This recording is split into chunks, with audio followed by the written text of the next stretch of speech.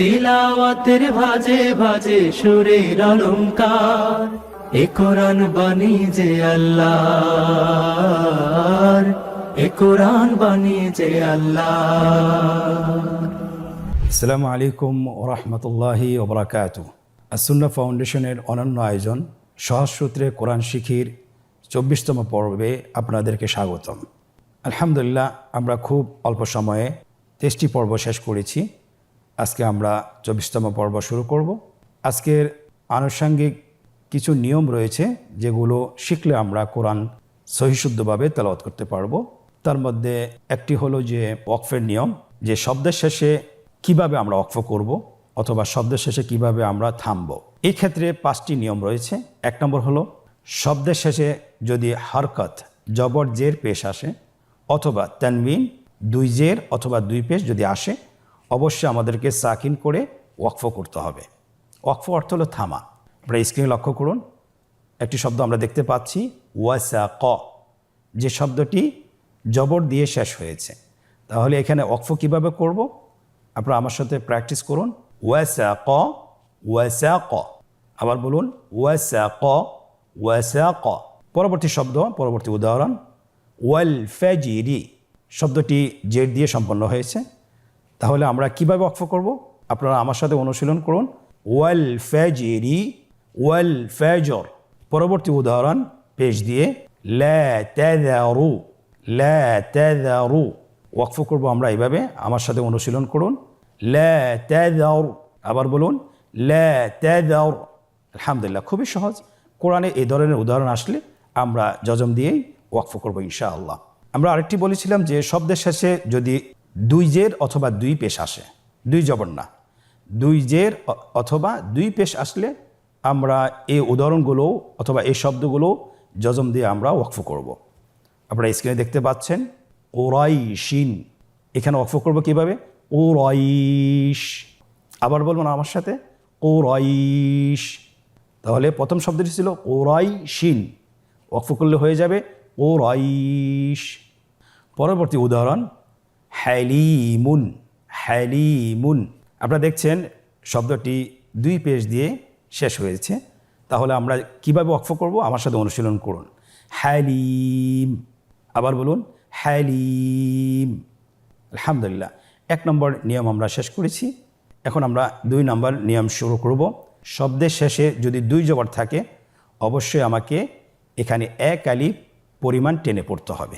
আপনারা স্ক্রিনে দেখতে পাচ্ছেন একটা উদাহরণ হাকিমান। এখানে আমরা কিভাবে ওয়াকফ করব? ওয়াকফ করার সময় অবশ্যই 1 জবর দিয়ে 1 আলিফ পরিমাণ টেনে পড়তে হবে। আপনারা আমার সাথে বলুন হাকিমা হাকিমা। কোরআনে এই ধরনের উদাহরণ অনেক আসছে। আপনারা অবশ্যই এই বিষয়টি লক্ষ্য করবেন। যখনই আমরা ওয়াকফ করব, 1 জবর দিয়ে 1 আলিফ পরিমাণ টেনে আমাদেরকে ওয়াকফ করতে হবে। আবার বলুন হাকিমান হাকিমা। আলহামদুলিল্লাহ, আমরা দ্বিতীয় নিয়মটিও শেষ করেছি। 3 নম্বর নিয়ম, শব্দের শেষে মাদের হরফ থাকলে অথবা খাড়া জবর থাকলে, মাদের হরফ আলিফ ওয়াও ইয়া অথবা খাড়া জবর থাকলে যেভাবে আছে সেভাবে আমাদেরকে পড়তে হবে। আপনারা স্ক্রিনে দেখতে পাচ্ছেন উদাহরণটি হলো জিল জালাহা। এখানে জবরের পরে খালি আলিফ রয়েছে। তাহলে আমরা ওয়াকফ করার সময় সেম যেভাবে আছে সেভাবে আমরা পড়ব। আপনারা আমার সাথে বলুন জিল জালাহা। এখানে কোনো পরিবর্তন নেই, এটা আপনাদেরকে লক্ষ্য রাখতে হবে। শব্দের শেষে মাদের হরফ আলিফ ওয়াও ইয়া, জবরের বাম পাশে খালি আলিফ, জেরের বাম পাশে জজমালা ইয়া, পেশের বাম পাশে জজমালা ওয়াও হলে 1 আলিফ টেনে পড়তে হয়, কিন্তু এখানে কোনো পরিবর্তন হবে না। আমার সাথে আবার বলুন জিল জালাহা। ইয়া হরফ দিয়ে, ইয়া হরফের উদাহরণ স্ক্রিনে লক্ষ্য করুন লিযিকরি লিযিকরি, এখানেও কোনো পরিবর্তন নেই। মাদের হরফ ওয়াওয়ের উদাহরণ লক্ষ্য করুন তাউলু, এখানেও কোনো পরিবর্তন নেই। আমরা আরেকটি বলেছিলাম এই প্রকারের মধ্যে যে মাদের হারকাত, একটি হলো মাদের হরফ আর একটি হলো মাদের হারকাত। মাদের হারকাতের যদি খাড়া জবর হয় তাহলে যেভাবে আছে সেভাবে থামতে হবে। উদাহরণটি লক্ষ্য করুন ওয়াদ্দুহা ওয়াদ্দুহা। এখানে আমি যদি মিলিয়েও পড়ি ওয়াদ্দুহা ওয়াল্লাইলি, কোনো পরিবর্তন নেই। আবার যদি আমি ওয়াকফ করি তাহলে যেভাবে আছে সেভাবে আমরা পড়ব। ওয়াদ্দুহা, এই প্রকারের মধ্যেই মাদের হারকাতের যদি উল্টা পেশ থাকে অথবা খাড়া জের থাকে তাহলে এই শব্দের উপর ওয়াকফ করতে হলে অবশ্যই সাকিন দিয়ে ওয়াকফ করতে হবে। আপনারা স্ক্রিনে দেখুন, উদাহরণটি হলো ওয়া'আদ্দাদাহু। তাহলে কিভাবে আমরা ওয়াকফ করব? অবশ্যই আমাদেরকে সাকিন দিয়ে ওয়াকফ করতে হবে। আপনারা আমার সাথে অনুশীলন করুন, ওয়া'আদ্দাদাহ। আবার বলুন ওয়া'আদ্দাদাহ। পরবর্তী শব্দ খাড়া জের দিয়ে যাহরিহি। এখানে আমরা কিভাবে ওয়াকফ করব? আমরা দেখছি এখানে খাড়া জের রয়েছে, অবশ্যই ওয়াকফ করার সময় জজম দিয়েই আমাদেরকে ওয়াকফ করতে হবে। তাহলে আমার সাথে অনুশীলন করুন, যাহরিহি। আবার বলুন যাহরিহি। আলহামদুলিল্লাহ, আমরা 3 নম্বর নিয়মটি শিখেছি। এখন আমরা 4 নম্বর নিয়মটি শিখব। শব্দের শেষ হরফে গোলতা থাকলে, শব্দের শেষ হরফে গোলতা থাকলে তা সাকিনযুক্ত হাতে পরিবর্তন করে ওয়াকফ করতে হয়। আপনারা উদাহরণটি দেখতে পাচ্ছেন, মুসাদাতুন। এখানে শেষের হরফটি হলো গোলতা, তাহলে শেষের হরফটি যদি গোলতা থাকে ওয়াকফ করার সময় অবশ্যই আমরা হাতে পরিবর্তন করে ওয়াকফ করব। আপনারা আমার সাথে অনুসরণ করুন, মুসাদাহ। আবার বলুন মুসাদাহ। খুবই সহজ নিয়ম, যদি আমরা একটু খেয়াল করে পড়ি তাহলে ইনশাআল্লাহ আমাদের তেলাওয়াতের সময় কোনো ভুল হবে না। এখন আমরা শিখব 5 নম্বর নিয়ম। শব্দের শেষ হরফে হরকত অথবা তানবিন সহকারে তাসদীদ হলে অবশ্যই আমাদেরকে হরকত অথবা তানবিনকে বাদ দিয়ে তাসদীদের উপরে ওয়াকফ করতে হবে। আপনারা স্ক্রিনে লক্ষ্য করুন, একটি শব্দ আমরা দেখতে পাচ্ছি আস-সামিরিয়্যু। আমরা এখানে কীভাবে ওয়াকফ করব? অবশ্যই এখানে যেহেতু হরকত রয়েছে, হরকতকে বাদ দিয়েই আমরা তাসদীদের উপর ওয়াকফ করব। আপনারা আমাকে দেখুন এবং আমার সাথে অনুশীলন করুন, আস-সামিরি, আস-সামিরি। পরবর্তী আমরা আরেকটি শব্দ দেখতে পাচ্ছি, যে শব্দটি তানবিন সহকারে তাসদীদ এসেছে। তাহলে এখানে আমরা কীভাবে ওয়াকফ করব? প্রথম শব্দটি হলো মুস্তাকাররুন। আমরা দেখতে পাচ্ছি তানবিন সহকারে তাসদীদ রয়েছে, অবশ্যই আমাদেরকে তানবিনটাকে বাদ দিয়েই তাসদীদের উপর ওয়াকফ করতে হবে। আপনারা আমার সাথে বলুন মুস্তাকার। তাহলে আমরা শব্দের শেষে কিভাবে ওয়াকফ করব এটির আমরা 5টি নিয়ম শিখলাম। ইনশাআল্লাহ আশা করি আমাদের যখন এটা বারবার অনুশীলন করব তাহলে হয়তো আমাদের আর ভুল হবে না বিইذনিল্লাহি তাআলা। 5 নম্বর নিয়মের মধ্যে আরেকটি বিষয় রয়েছে, যদি শেষ হরফটি নুন এবং মিম হয়, এই নুন এবং মিমের উপর থামতে হলে অবশ্যই আমাদের গুণনা করে থামতে হবে। আপনারা একটি উদাহরণ দেখতে পাচ্ছেন, জান্নুন। এখানে আমরা কীভাবে ওয়াকফ করব? আপনারা স্ক্রিনে দেখুন, শেষ হরফটি নুন এবং তানবিন এবং তাসদীদ সহকারে এসেছে, অবশ্যই তানবিনকে বাদ দিয়ে আমরা নুনের উপরে ওয়াকফ করব, কিন্তু এক্ষেত্রে শর্ত হলো অবশ্যই গুণনা করতে হবে। যেমন আমার সাথে অনুশীলন করুন, জান।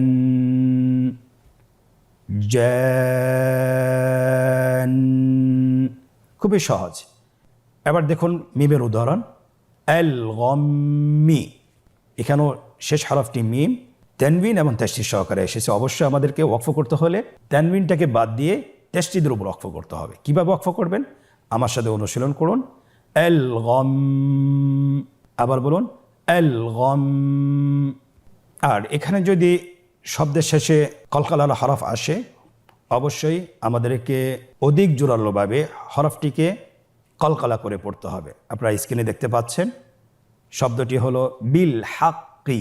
এখানে আমরা দেখতে পাচ্ছি যে কফের উপর তাসদীদ এসেছে এবং হরকত এসেছে, অবশ্যই আমাদেরকে হরকতটাকে বাদ দিয়ে তাসদীদের উপর ওয়াকফ করতে হবে। কিভাবে ওয়াকফ করবেন? বিল হক। আবার বলুন বিল হক। আরেকটি উদাহরণ দেখুন, ওয়াতাব্বা। সূরা লাহাব আমরা সবারই মুখস্থ, তাব্বাত ইয়াদা আবি লাহাবি ওয়াতাব্বা। কিন্তু আমরা যদি এখানে ওয়াকফ করি, কিভাবে ওয়াকফ করব? ওয়াতাব্বা, কিন্তু ওয়াকফ করলে ওয়াতাব্বা, ওয়াতাব্বা। আরেকটি উদাহরণ, ফিল হাজ্জি। ফিল হাজ্জি, শেষের হরফটি হলো কলকলার হরফ, এখানে তাসদীদ এসেছে এবং জের এসেছে, অবশ্যই আমাদেরকে জেরটাকে বাদ দিয়েই তাসদীদের উপর ওয়াকফ করতে হবে। আপনারা আমার সাথে বলুন ফিল হাজ্জ, ফিল হাজ্জ। আলহামদুলিল্লাহ, আমরা ওয়াকফের বিবরণ শিখেছি। আশা করি ইনশাআল্লাহ তেলাওয়াতে আমাদের আর ভুল হবে না। আপনারা বারবার অনুশীলন করার চেষ্টা করুন। আল্লাহ সুবহানাহু ওয়া তাআলা তৌফিক দান করুন। এখন আমরা জানব যে ওয়াকফের অনেকগুলো চিহ্ন রয়েছে। আমরা কোরআনুল কারীম যখন তেলাওয়াত করি অনেকগুলো চিহ্ন দেখতে পাই, কিন্তু কখন থামতে হয়, কখন থামা যাবে না, অথবা কখন থামা ওয়াজিব, আমরা অনেকেই এই বিষয়ে অবগত নয়। তো আজকে আমরা শিখব ইনশাআল্লাহ ওয়াকফের চিহ্ন কয়টি, কোনটির কোন হুকুম, সেটা আমরা আজকে অনুশীলন করার মাধ্যমে শিখব। আপনারা অনেকগুলো চিহ্ন দেখতে পাচ্ছেন, এগুলোকে ওয়াকফের চিহ্ন বলা হয়। প্রথম চিহ্নটি হলো আয়াত শেষের চিহ্ন। আয়াত যখন শেষ হয় দেখবেন কোরআনে কারীমে একটি চিহ্ন দেখতে পারবেন গোল করে, যেখানে আপনার আয়াতের নাম্বার লেখা থাকে। অবশ্যই আমাদেরকে এখানে থেমে পড়তে হবে। তাহলে আপনারা স্ক্রিনে লক্ষ্য করুন, একটি আয়াত আমরা দেখছি সূরা ইখলাসের, কুল হুয়াল্লাহু আহাদুন। এখানে আমরা ওয়াকফ করব, কুল হুয়াল্লাহু আহাদ। আবার বলুন, কুল হুয়াল্লাহু আহাদ। আমরা স্ক্রিনে আরেকটি চিহ্ন দেখতে পাচ্ছি মিমের মতোই, এটাকে মিমে আমরা বলি। এই চিহ্নের স্থানে অবশ্যই থামতেই হবে, অবশ্যই থামতে হবে। এটাকে ওয়াকফে লাজিম আমরা বলে থাকি, যে থামাটা আবশ্যক। আমরা কোরআন কারীমের সূরা মুনাফিকুনের একটি আয়াত দেখতে পাচ্ছি। আয়াতের প্রথমাংশের পরেই এই ওয়াকফে লাজিমের চিহ্নটি রয়েছে এবং আয়াতে কারিমার দ্বিতীয় অংশটিও রয়েছে। অবশ্যই আমরা যখন প্রথম অংশটা তেলাওয়াত করব এই চিহ্নের স্থানে আমাদেরকে থামতে হবে। আপনারা আমার সাথে বলুন, قالوا نشهد إنك لرسول الله।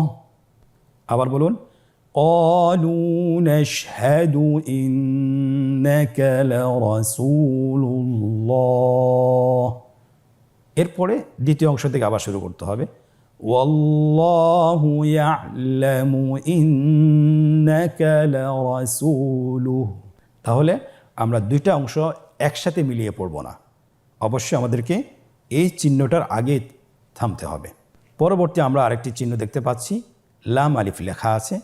এই চিহ্নের অর্থ হলো যে থামা জায়েজ নাই, থামা বৈধ নয়। এর উদাহরণটা আমরা পড়ছি, আপনারা দেখুন সূরা বাকারার একটি আয়াত, قالوا إنا معكم إنما نحن مستهزئون।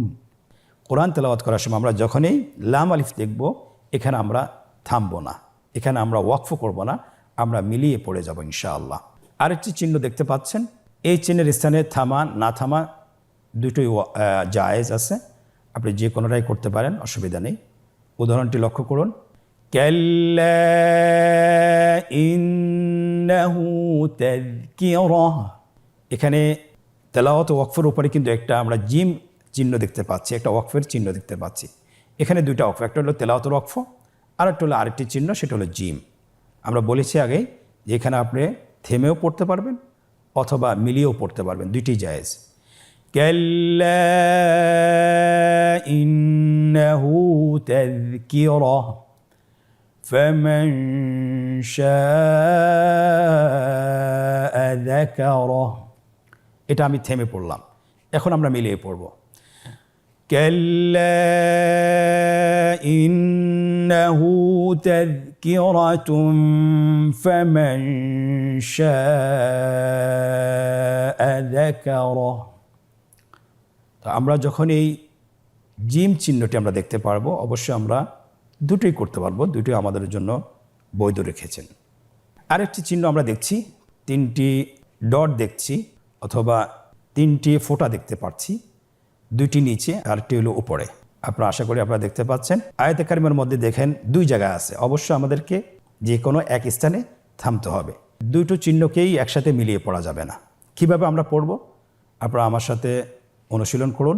লা রাইব ফীহি হুদাল লিল মুত্তাকিন। এই আয়াতটি এসেছে সূরা বাকারার দ্বিতীয় আয়াতে।